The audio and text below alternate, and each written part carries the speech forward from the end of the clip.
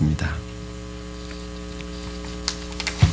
룻기, 구약성경 룻기 1장 19절에서 21절입니다. 구약성경, 제가 가지고 있는 성경으로는 구약성경 403쪽에 있고요. 룻기 1장 19절에서 21절 말씀 함께 보겠습니다.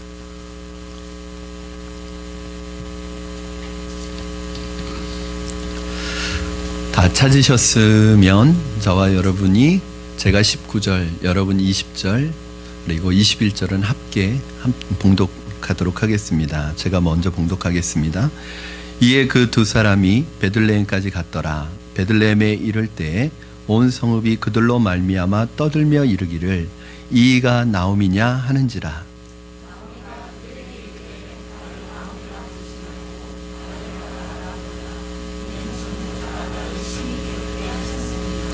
내가 풍족하게 나갔더니 여호와께서 내게 비어 돌아오게 하셨느니라.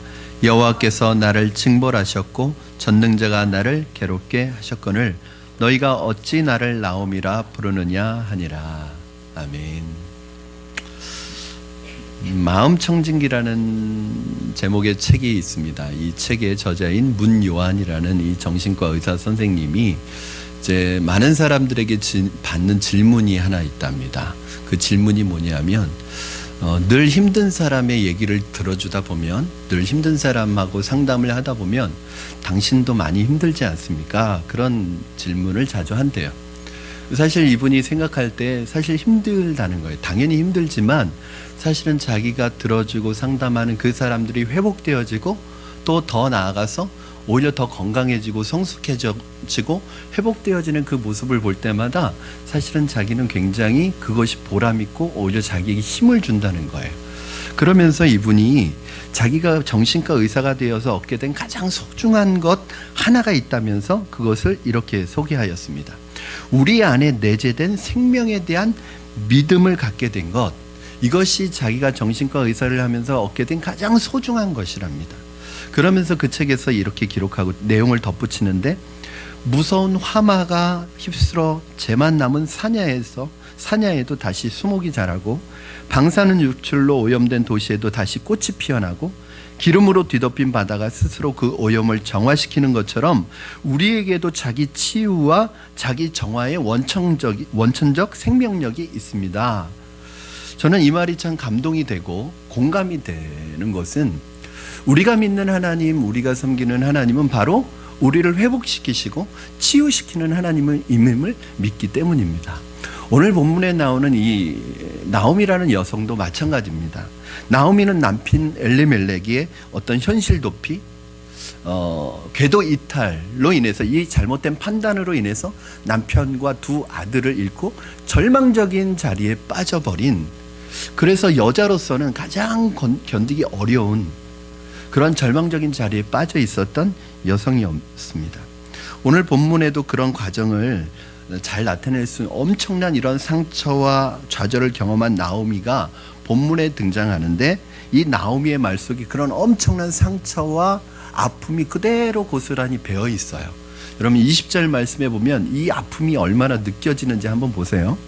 20절 말씀 같이 읽겠습니다. 시작. 나오미가 그들에게 이르되 나를 나오미라 부르지 말고 나를 마라라 부르라.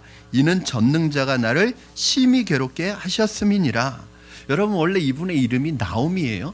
나오미라는 이름의 뜻이 무슨 뜻이죠? 기쁨이란 뜻을 가지고 있는 아주 좋은 이름입니다. 그런데 자기를 더 이상 나오미라고 부르지 말고 마라라고 부르라는 거예요. 이 마라는 무슨 뜻이에요? 괴로움, 슬픔이란 뜻을 가지고 있는 단어입니다. 여러분 나오미의 마음의 상처와 이 상함이 느껴지지 않습니까? 21절도 마찬가지입니다. 21절 여러분 같이 읽겠습니다. 시작. 내가 풍족하게 나갔더니 여호와께서 내게 비어 돌아오게 하셨느니라. 여호와께서 나를 징벌하셨고 전능자가 나를 괴롭게 하셨거늘 너희가 어찌 나를 나오미라고 부르느냐 하니라. 나오미가 10년 만에 궤도 이탈했던 그 모압으로부터 다시 원래 자신이 살던 베들레헴으로 돌아왔을 때 많은 사람들이 그녀를 축복하고 격려하는데 그 사람들 앞에서 이 나오미가 하는 말이 무엇이냐면 나를 나오미라고 부르지 말고 나를 마라라고 불러라. 한마디로 말하면 이 마음속에 100마디 이걸 자신이 그동안 당했던 고통과 아픔을 다 표현할 길이 없는 거예요. 그러니까 나를 나오미라고 부르지 말아라. 나를 마라라고 불러달라. 이렇게 얘기합니다. 오늘 본문에서 제가 이 나오미의 고백을 여러 가지 그 책들과 자료들을 찾아서 보니까 이 고백에 대해서 의견이 두 가지로 갈리더라고요. 첫째는 부정적인 의견이 있고 긍정적인 견해가 있어요. 부정적인 견해는 이 나오미의 고백을 부정적으로 보는 거예요. 무슨 말이냐면 지금 나오미는 그 고통받던 땅, 소망이 없던 땅에서 희망과 약속의 땅인 베들레헴으로 왔습니다. 그러면 하나님께서 이 소망의 땅 베들레헴으로 그를 인도하셨고 옮겨주셨으면 이제는 소망을 노래하고 희망을 노래해야 되는데 여전히 이 땅에 와서도 고통받던 모압 때에 몸은 베들레헴에 왔지만 마음은 여전히 모압에 두고 왔다는 거예요.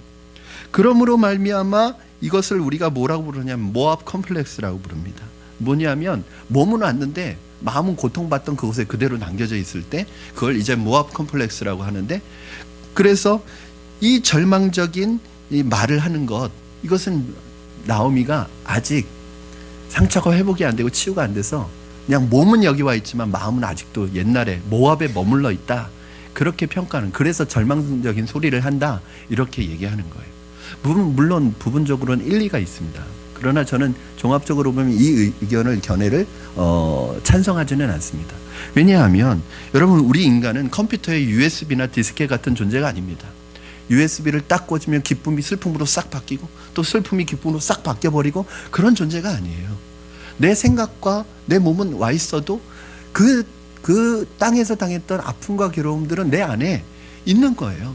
이것이 치료가 안 된 게 아니라 지금 치료되어져 가는 과정에 있는 거예요. 그래서 어떻게 보면 오늘 본문에 있는 이 나오미의 찢어진 마음은 치유되어져 가고 있는 과정이라고 볼 수 있습니다. 또 하나 제가 이 나오미의 이러한 고백을 긍정적으로 생각하는 이유는 뭐냐 하면, 나오미의 이 부정적인 자기 인식이 영적으로 보면 의미가 있습니다. 어떤 의미가 있느냐? 저는 이제 두 가지로 그것을 나누었는데요. 첫째는 나오미의 이 자기 연약함에 대한 고백이, 아픈 고백이 장차 나오미를 회복하고 치유하는 하나님의 치유하심이 굉장히 유익하다는 거예요. 예를 들어서 여러분 마태복음 5장 3절 말씀을 한번, 여러분 잘 아시는 말씀인데 함께 같이 읽겠습니다. 시작. 심령이 가난한 자는 복이 있나니 천국이 그들의 것임이라. 심령이 가난한 자는 복이 있나. 이게 마태복음에 나온 8복 중에 하나입니다. 첫 번째 복인데, 심령이 가난한 자는 복이 있나니. 이게 누가복음에는요 똑같은 구절인데 뭐가 빠져 있어요? 심령이 빠져 있고 그냥 가난한 자는 복이 있나니 이렇게 돼 있어요. 여러분 잘 아시겠지만 요즘에 우리가 누가복음을 새벽에 계속 보고 있잖아요. 누가가 관심이 많은 게 뭐냐면 여자, 어린아이, 소외된 자, 가난한 자에게 관심이 많아요. 그래서 누가는 심령이 가난한 자라고 하지 않고 그냥 가난한 자라고 말하고 있어요. 근데 여러분, 여기에 쓰여진 이 가난이라는 단어가요, 헬라어에서는 두 가지 단어가 있습니다. 가난을 나타내는 게 뭐냐면, 하나는 페네스라는 단어가 있고 하나는 푸토코스라는 단어가 있는데, 이 페네스라는 단어의 뜻은 무엇이냐? 남는 여유가 없는 가난함, 하루 벌어서 하루 먹고, 하루 벌어야지 하루 먹을 수 있는 가난함, 당장 내가 노동을 하지 않으면 살아갈 수 없는 가난을 나타낼 때 이걸 페네스라고 그래요. 여러분, 이게 굉장히 비참한 거죠. 내가 지금 당장 노동을 하지 않으면 먹고 살아갈 게 없는. 그런데 여러분, 이거보다 더 비참한 가난함이 뭐냐면 푸토코스예요. 이 푸토코스는 어떤 가난이냐면, 누군가 지금 나를 도와주지 않으면, 누군가 나를 일으켜주지 않으면 도저히 일어설 수 없는 절체절명의 가난 상태에 있는 사람을 이제 푸토코스라고 하는 거예요. 그런데 놀랍게도 여러분, 이 마태복음 5장 3절에 나오는 심령이 가난한 자는 복이 있나니 할 때 이 가난은 둘 중에 어떤 단어를 쓰냐면 푸토코스를 쓴다는 거예요. 누군가 나를 일으켜주지 않으면, 누군가 나를 도와주지 않으면 절대로 벗어날 수 없는, 일어설 수 없는 절체절명의 가난을 얘기하고 있다는 거예요. 무엇을 의미합니까? 주님께서 우리가 이 정도로 절박하고 간절한 마음이 돼서 그 가난한 마음 때문에 하나님을 찾는 통로로 그 가난을 활용하고 그 가난을 사용한다면 그 가난이 복이 된다는 거예요. 여러분, 그런 말씀 하시는 것입니다. 그러고 보면 오늘 우리는 너무 삶이 부유하고 몸이 너무 부유하고 경제가 너무 부유해서 우리의 영혼은 점점 가난해지는지 모르겠습니다. 마음이 가난해져야 되는데 영혼이 가난해지면 안 됩니다. 다윗이 쓴 시편 중에서 자기가 하나님 앞에서 가난한 자라는 인식을 가지고 쓴 시편이 시편 40편이에요. 이 시편 40편 17절에 보면 다윗이 자기를 가난하다고 노래하고 있습니다. 자, 우리 한번 같이 읽겠습니다. 시작. 나는 가난하고 궁핍하오나 주께서는 나를 생각하시오니 주는 나의 도움이시요 나를 건지시는 이시라.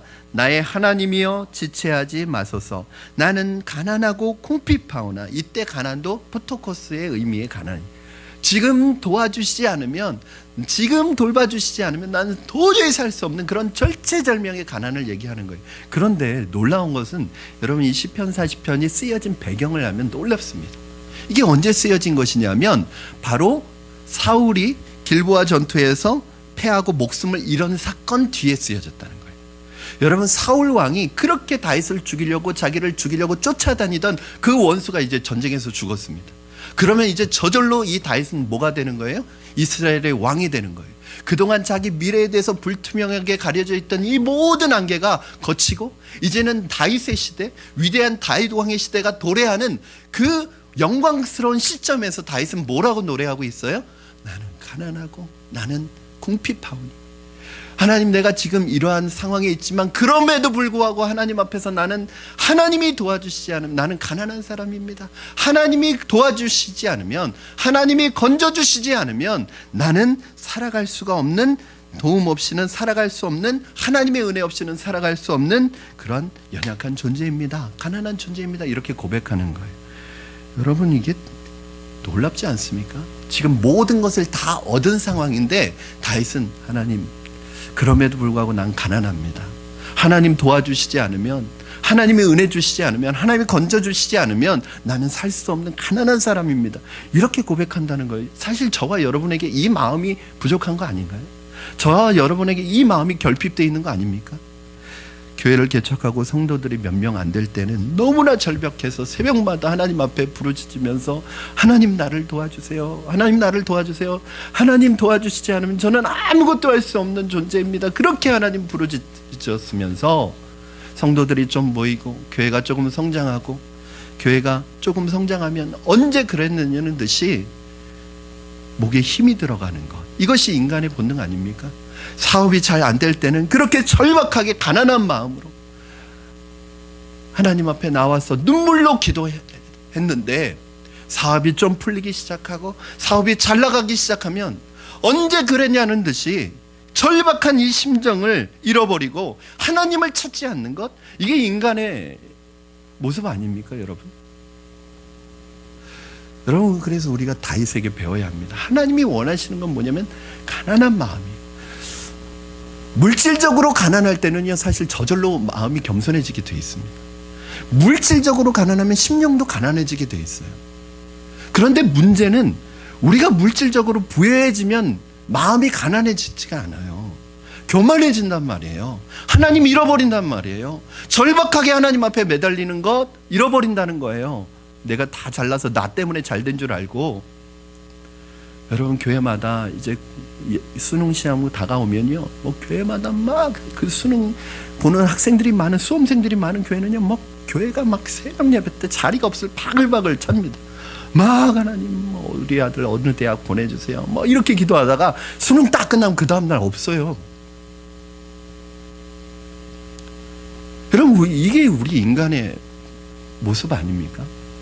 그런데 오늘 나오미는 하나님 앞에 나와서 뭐라고 얘기하는 거예요? 자기 약함을 선언하고 자기의 절박한 상황을 고백하는, 이것이야말로 나중에 하나님의 은혜를 누리게 될 사람이 반드시 가져야 될 가난한 마음, 푸토코스의 상태라는 것입니다. 사랑하는 여러분, 저는 여러분에게 이 가난한 마음이 있기를 원합니다.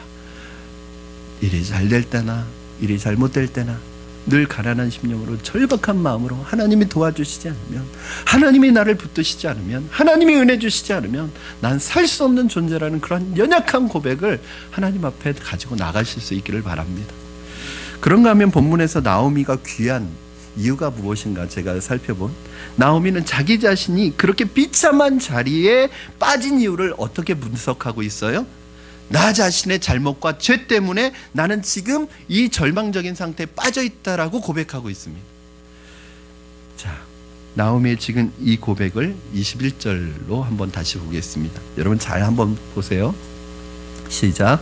내가 풍족하게 나갔더니 여호와께서 내게 비어 돌아오게 하셨느니라. 여호와께서 나를 징벌하셨고 전능자가 나를 괴롭게 하셨거늘 너희가 어찌 나를 나오미라 부르느냐 하니라. 나오미는 지금 자신의 범죄함으로 내가 하나님의 이런 징벌을 받고 하나님의 징계를 받아서 이런 절망적인 자리에 빠져 있다고 자기의 현실에 대해서 인식하고 있습니다. 그러나 여러분, 나오미는 이렇게 고백하지만 내막을 알고 보면 사실은 그게 아니잖아요. 지난주에 우리 1장 1절에서 5절까지 살펴봤을 때 누구 때문에 그렇게 된 거예요? 1장 1절 한번 다시 보겠습니다. 시작. 사사들이 치리하던 때에 그 땅에 흉년이 드니라. 유다 베들레헴의 한 사람이 그의 아내와 두 아들을 데리고 모압 지방에 가서 거류하였는데, 이 구절을 보면 현실을 도피하고 궤도를 이탈한 이 이탈의 주도자는 누구예요? 남편이었던 엘리멜렉이에요. 나오미는요, 남편 엘리멜렉이 가자고 하니까 따라간 죄밖에 없어요. 자식들 데리고 간 죄밖에 없어요. 왜 가장이 가자고 하는데 어떻게 안 갈 수 있겠어요? 남편이 가자고 하니까 나오미는 따라간 거예요.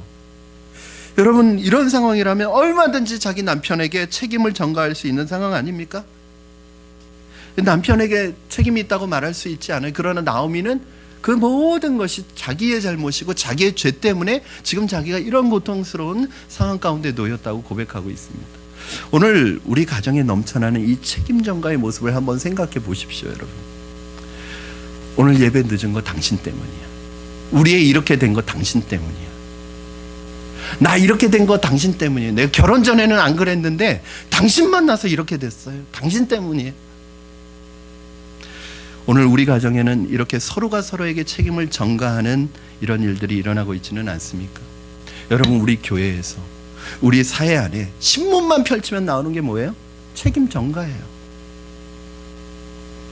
여러분, 아담과 하와가 범죄하고 하나님이 먹지 말라는 선악과를 먹고 나서 그들의 타락의 결과로 첫 번째 등장하는 게 뭐예요? 타락의 결과로 첫 번째 등장하는 게 뭐예요? 책임 전가. 하나님이 물으시죠. 아담아, 너 내가 먹지 말라고 한 선악과 왜 먹었니? 그랬을 때 아담이 뭐라 그래요? 하나님, 잘못했습니다. 제가 가장으로서 하나님 이 말씀을 지키려고 생명을 걸었어야 되는데 저의 책임입니다. 이랬다면 아마 역사는 달라졌을 거예요. 근데 아담이 뭐라 그래요? 하나님이 내게 주셔서 함께하게 한 저 여자 때문에 내가 선악과를, 이 아내를 저 여자라고 하는 것부터가 이상한 거예요. 내 살 중에 살이요, 내 뼈 중에 뼈라고 막 이렇게 고백하더니 지금은 저 여자 때문에 그랬다는 거예요. 여러분, 자기에게 책임이 없고 누구에게 책임이 있는 거예요? 첫 번째는 하나님한테 책임이 있는 거예요.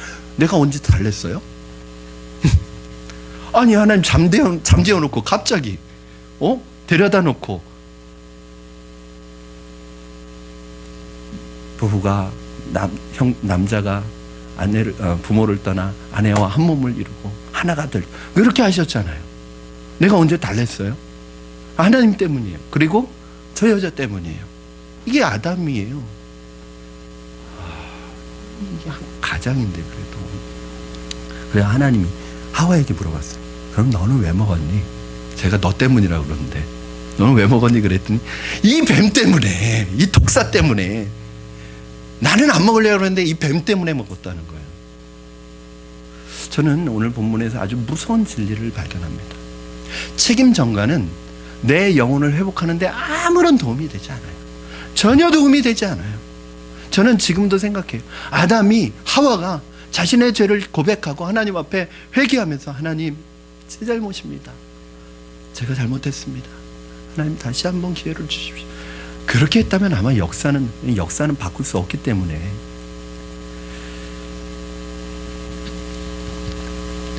나오미처럼 내 죄입니다, 내 잘못입니다, 내 죄의 결과로 이런 끔찍한 일을 당하고 있습니다, 이런 고백 속에서 진정한 회복이 시작되는 것입니다.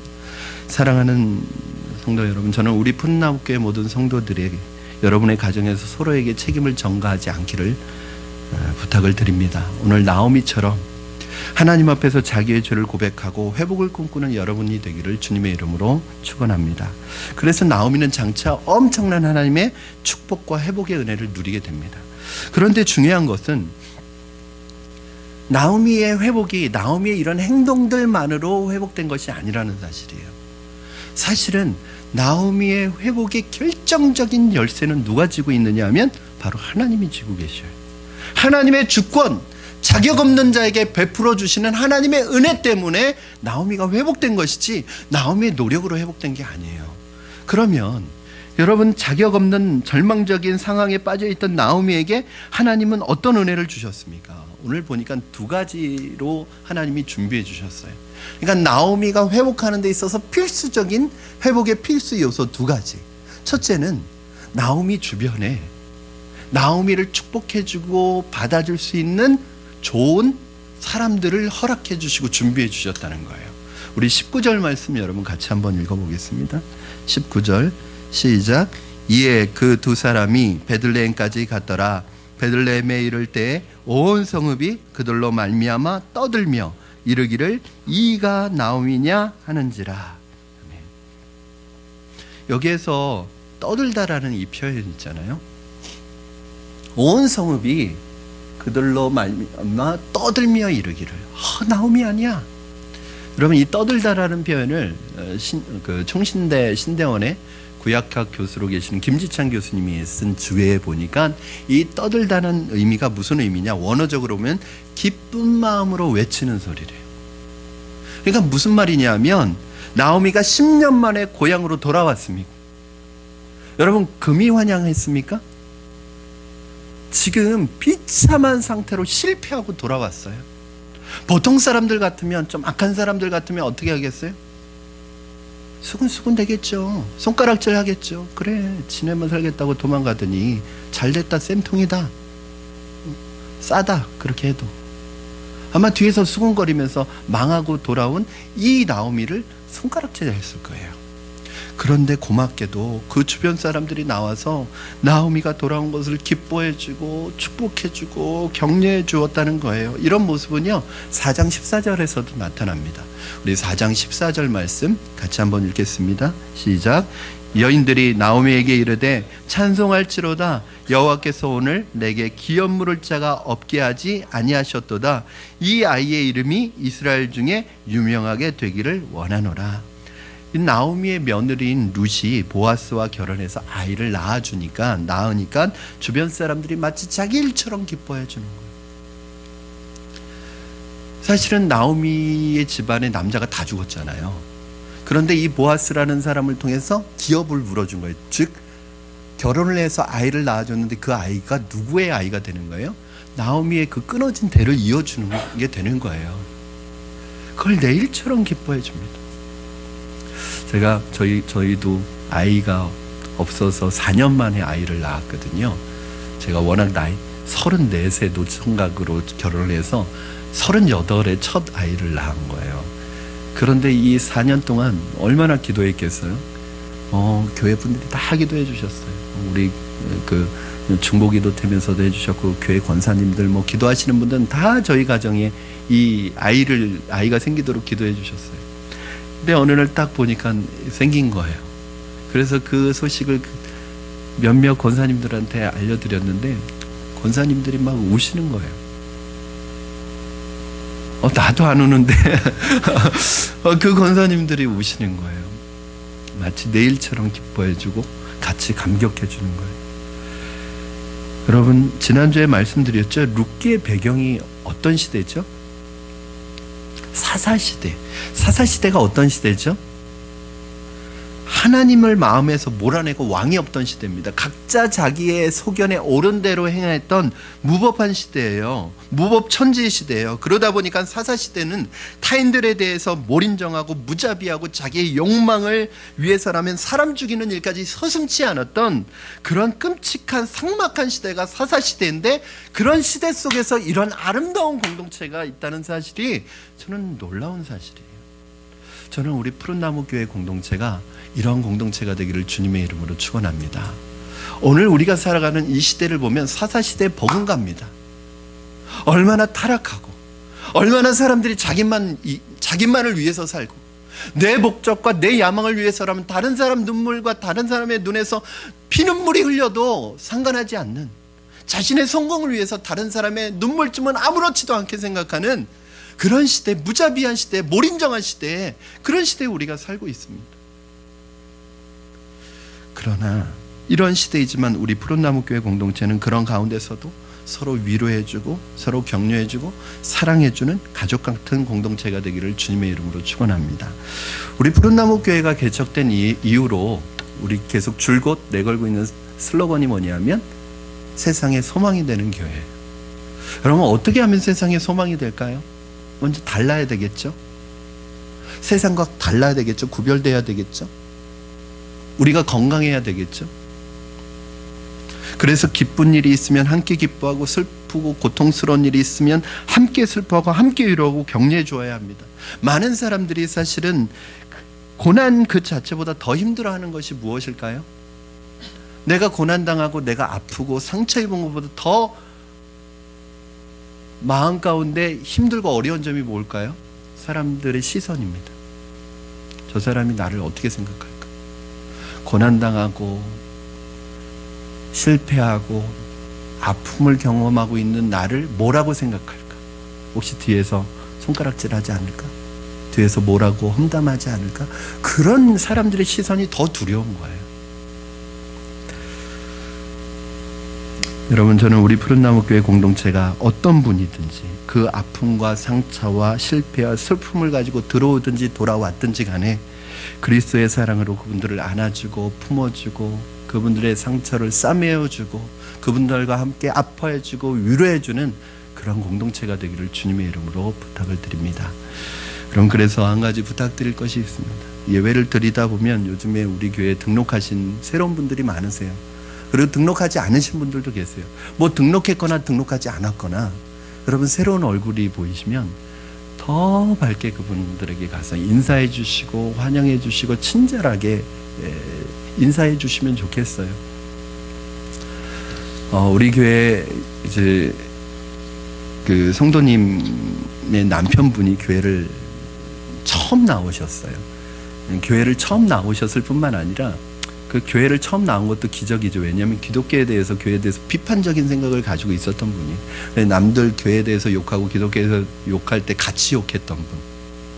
그런데 이분이 이제 부인을 따라서 교회에 나오면서 첫날 나왔는데 밥을 다 먹고 가는 거예요. 그리고 몇 주 동안 계속 예배를 나오는데, 보통 이제 남편들 같으면 억지로 나온 거잖아요. 그러면 예배만 그냥 드려주고 가정의 평화를 위해서 예배만 드려주고 그냥 가버리는 게 보통이잖아요. 밥을 다 먹고 가는 거예요. 몇 주 동안. 그래서 어느 날 이렇게 앞에서 식사를 하고 계시길래 제가 그 앞에 앉아서 아이고 이렇게 식사까지 다 하시고 너무 좋다고 어떻게 음식 맛있냐고 뭐 이런저런 얘기를 나누는데, 이분이 그러는 거예요. 목사님, 제가 왜 이렇게 남아서 식사까지 다 하고 가는지 아세요? 왜 그러냐고 그랬더니 가기가 싫다는 거예요. 교회 오면 집에 가기가 싫다는 거예요. 왜 그러냐고 그랬더니, 그분 표현하면 교회 분들이 너무 표정이 밝고 너무 친절하고 너무 얼굴들이 밝고 친절하고 너무 좋으니까 이분들은 왜 이러지? 그래서 자기가 이게 일부러 그냥 꾸미는 거, 그런 척하는 거다 생각을 하고 몇 주를 지켜봤다는 거예요. 근데 늘 한결같이 교회에 오면 너무너무 표정들이 밝고 행복해 보이고 너무너무 친절한 거에 자기가 감동을 받았다. 그분이 교회 등록하셨습니다. 그리고 지금 저희 교회 성도가 되셨어요. 저는 여러분의 얼굴 때문에 등록하는 역사가 일어나기를 바랍니다. 여러분의 그 모습 때문에 우리 교회가 좋아졌으면 좋겠어요.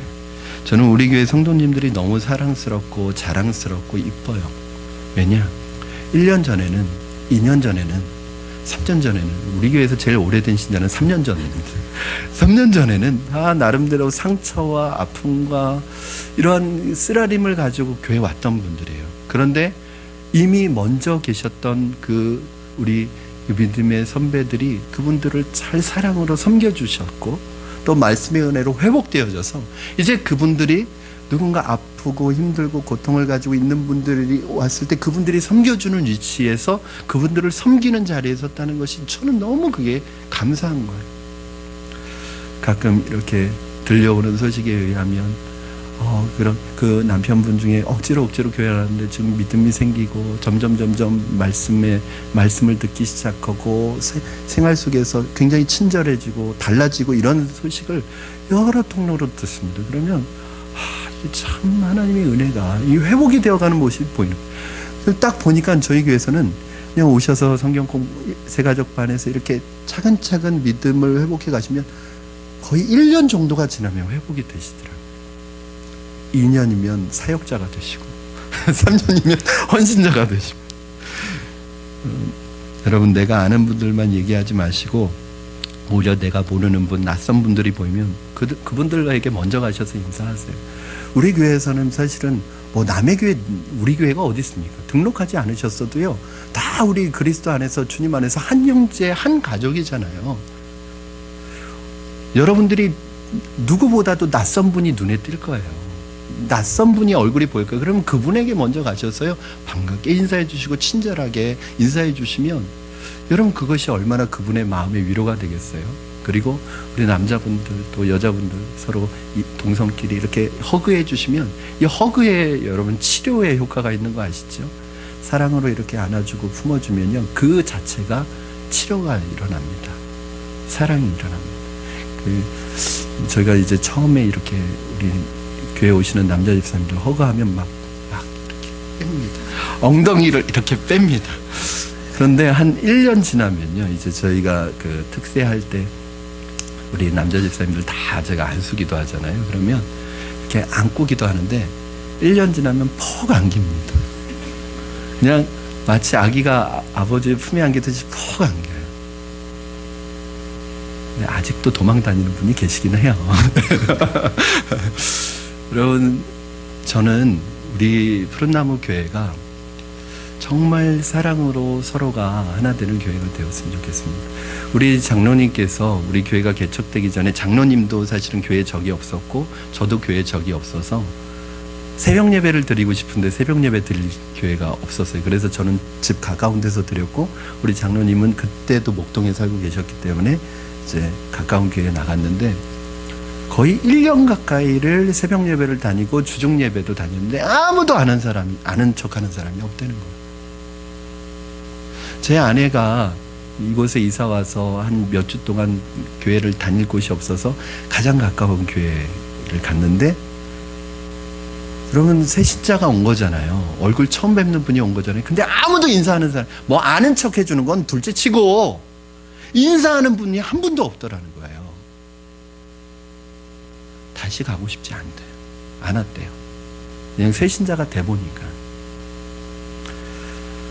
사랑하는 여러분, 아픔과 상처, 고통을 겪고 있는 분들이 있으면 우리 순장님들이, 순원들이, 리더십들이 함께 기도해주고 함께 슬퍼해주고 함께 위로해주는 아름다운 공동체가 되기를 주님의 이름으로 부탁드립니다. 이것이 우리 교회가 추구해야 될 공동체의 모습이에요. 저는 이게 하나님의 선물이라고 생각해요.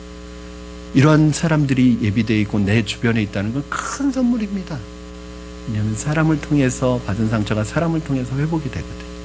두 번째, 여러분, 두 번째로 나오미가 하나님에게 누렸던 복이 무엇이냐? 바로 하나님께서 나오미의 삶에 강권적인 하나님의 견인의 역사, 즉 인도하심, 간섭하심이 있어서 나오미가 회복됐다는 거예요.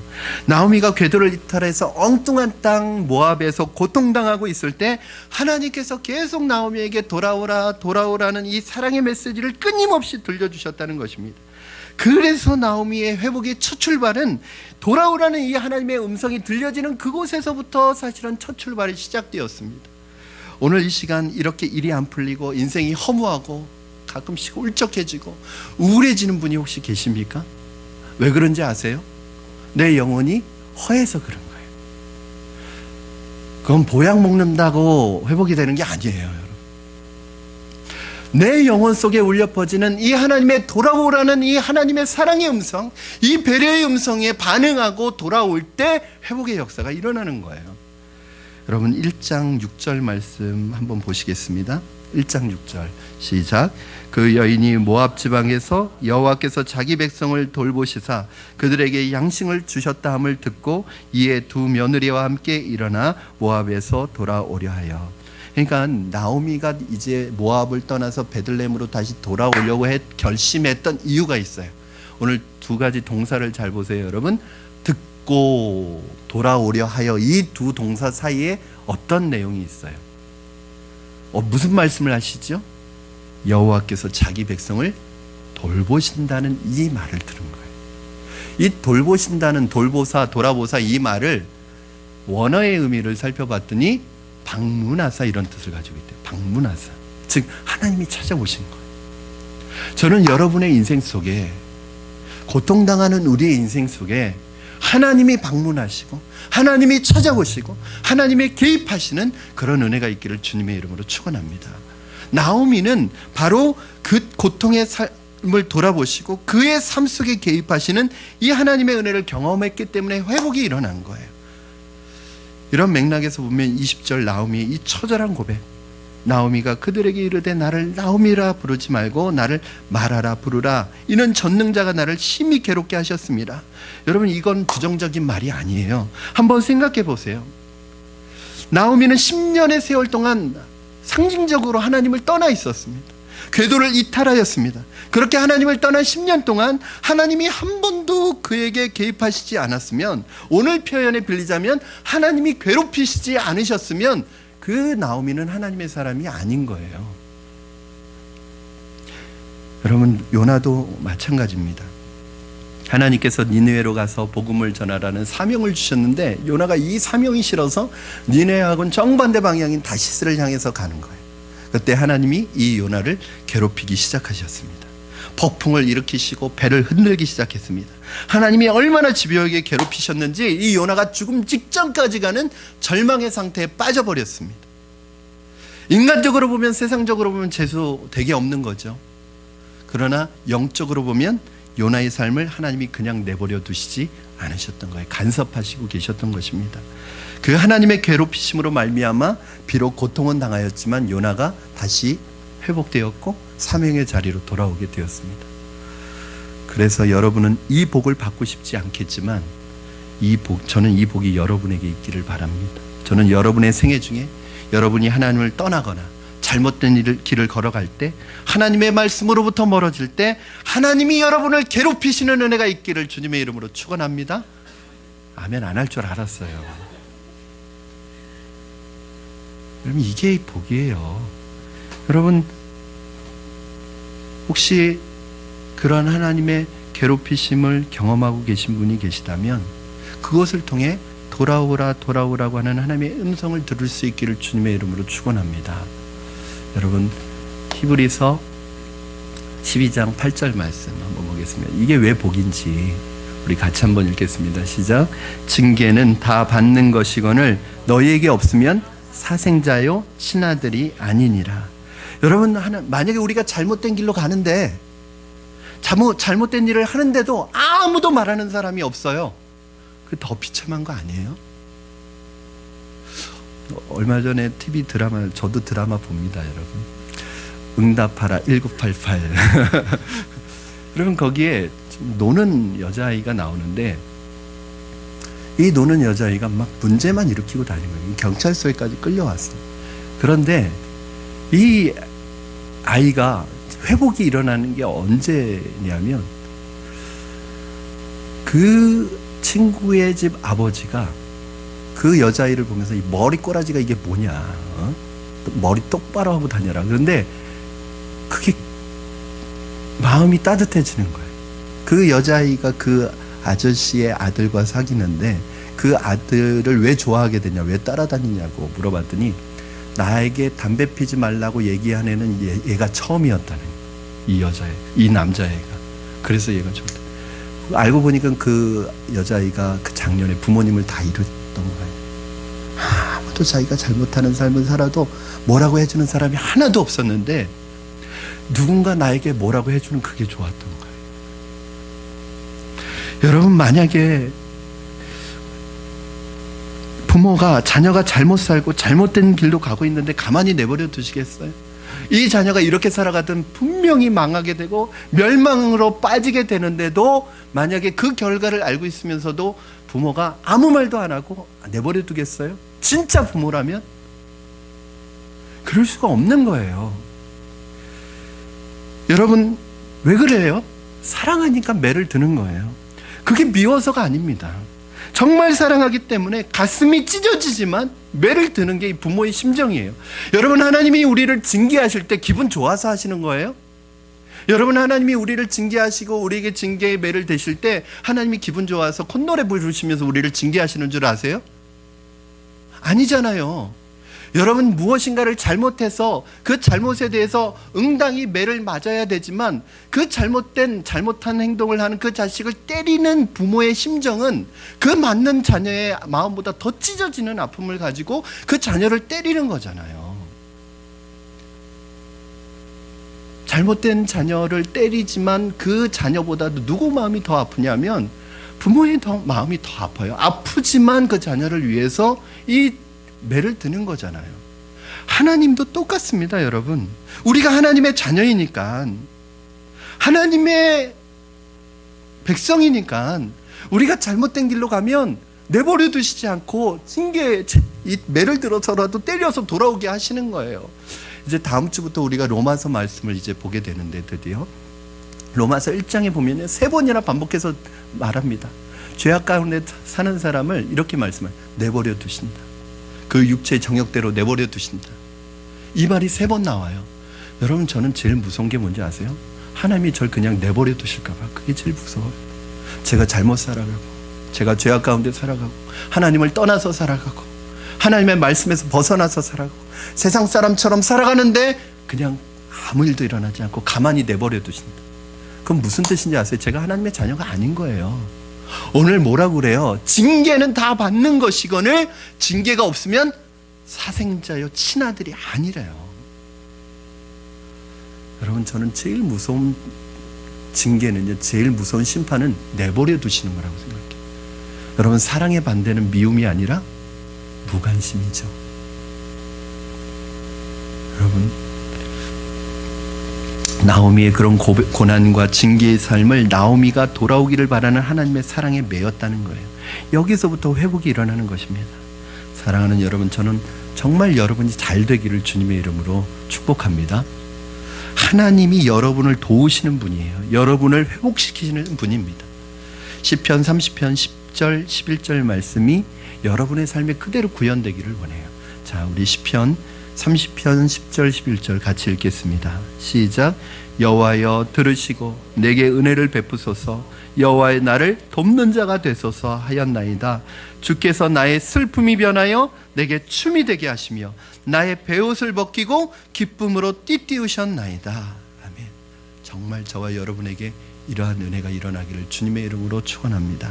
오늘 여러분의 인생에 슬픔이 변하여 춤이 되게 하시고 슬픔의 상징인 이 베옷을 벗어던지게 하시는 하나님, 그 베옷을 벗어던지고 기쁨으로 띠띠우시는 이 하나님의 은혜를 누리는 인생 되기를 주님의 이름으로 축원합니다. 자, 그러면 그렇게 되려면 어떻게 해야 될까요? 간단합니다. 우리가 하는 것보다 하나님께서 개입하시는 인생, 하나님이 주관하시는 인생, 옆길로 가면 하나님이 괴롭히시는 인생, 기어이 그를 쳐서라도 원래의 자리로 돌려놓으시는 그 하나님의 은혜를 누리는 인생이 되시기를 주님의 이름으로 축원합니다. 이 시간 어떤 인생의 아픔과 상처와 고통을 가지고 이 자리에 참석하셨든지, 지난 한 주간 또 얼마나 힘들고 어려운 일로 여러분 눈물을 흘리셨든지, 오늘 이 자리에 참석해서 이 예배를 드리는 여러분들 안에 하나님의 모든 상처와 아픔과 눈물이 기쁨과 소망과 회복과 치유로 변화되기를 주님의 이름으로 축원합니다. 마라의 인생에서 나오미의 인생으로 바뀌어지기를 주님의 이름으로 축원합니다. 우리 이 시간에 같이 찬양하시겠습니다. 오늘 이 찬양의 가사에 여인의 고백처럼 하나님, 내가 헛되고 헛된 것들이 내 인생의 목표인 줄 알고 살아왔습니다. 하나님, 그러나 하나님, 내가 헛되고 헛된 것들을 쫓아서 하나님 그렇게 세상 가운데로 갈 때 하나님 나를 그냥 내버려 두시지 않고 돌아오게 하시는 의 하나님을 누리게 하시고 이 하나님의 은혜를 경험하게 하시니 감사합니다. 하나님, 이제 하나님 앞에 돌아와서 하나님, 내 인생의 심령의 가난함을 가지고 하나님 앞에 돌아와서 하나님 앞에서 이 기쁨의 잔을, 하나님께 이 잔을 높이 올리는 그런 인생을 살아가게 하여 주시옵소서. 우리 이 마음으로 이 찬양 우리의 신앙으로 고백하며 드리겠습니다.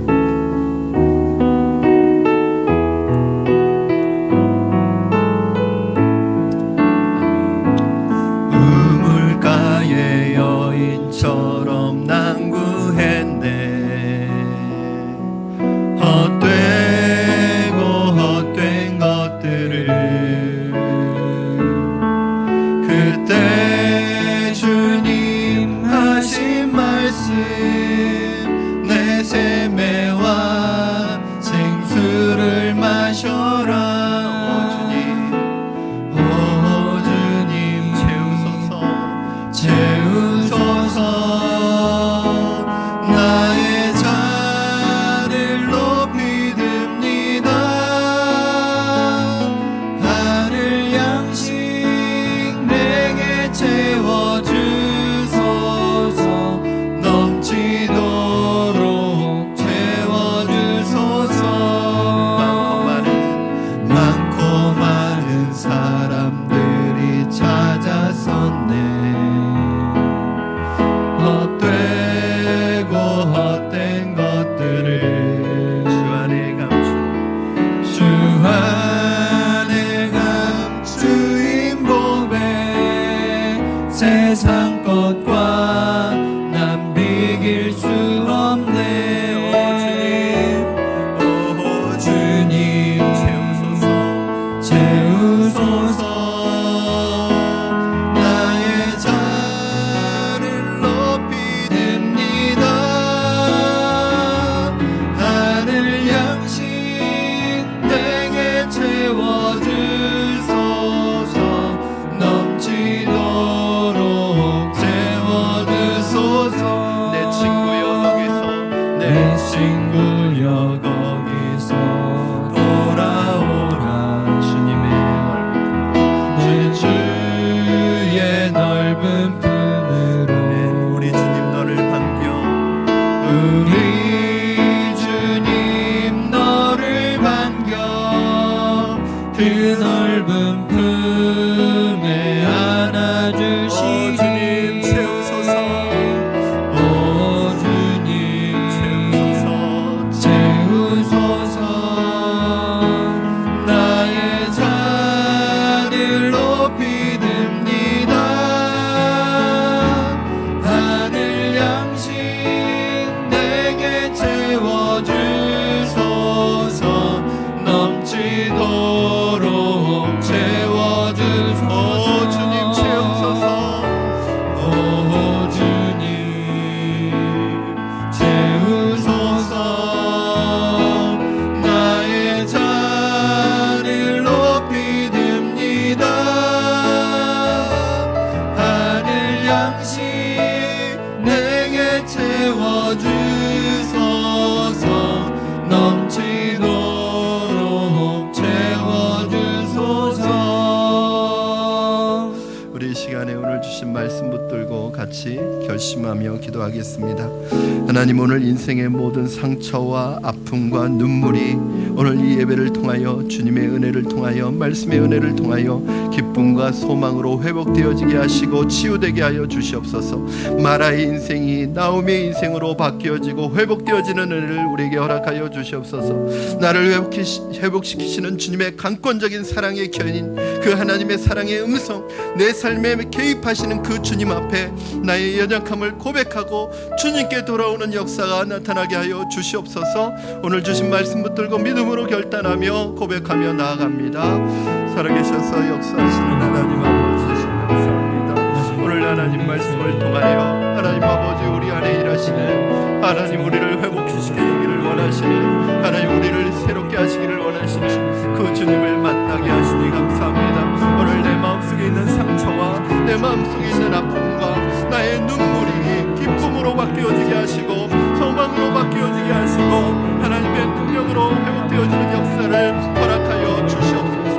나의 인생이 하나님 슬픔과 고통의 마라 인생에서 기쁨의 나움의 인생으로 바뀌어지게 하여 주시옵소서. 오늘 나를 회복시키는 그 주님 앞에 주님의 은혜가 아니면, 주님의 역사가 아니면 아무것도 할 수 없다는 이런 간절한 절박한 가난한 심령을 가지고 하나님 앞에 고백할 때 나를 회복하시는 그 하나님을 경험하고 누릴 수 있도록 축복하여 주시고 역사하여 주시옵소서. 아버지 도와주시옵소서.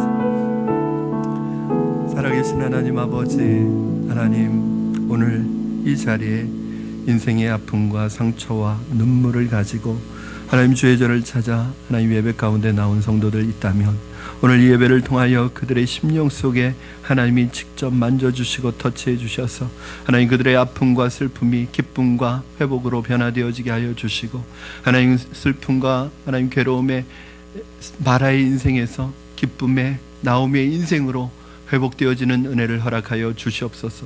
오늘 나를 회복시키기 위하여 주님의 관건적인 이 사랑의 견인, 사랑의 음성, 내 삶에 개입하시는 그 주님 앞에 하나님, 나는 주님이 아니면 아무것도 할 수 없는 연약한 존재임을 고백하며 하나님 앞에서 가난하고 낮아진 심령으로, 이 가난한 심령으로 하나님 붙들고 절박한 심령으로 하나님 앞에 나아가는 우리가 되게 하여 주시고 하나님 앞에 돌아왔을 때 하나님께서 우리를 회복시켜 가시는 그 놀라운 하나님의 손길을 경험하고 체험하는 우리가 되게 하여 주시옵소서. 그리하여 마라의 인생에서 나오미의 인생으로 우리의 삶이 변화되어지고 회복되어지기를 하나님 원합니다. 역사하여 주시옵소서. 감사하며 예수님의 이름으로 기도드리옵나이다. 아멘. 아멘.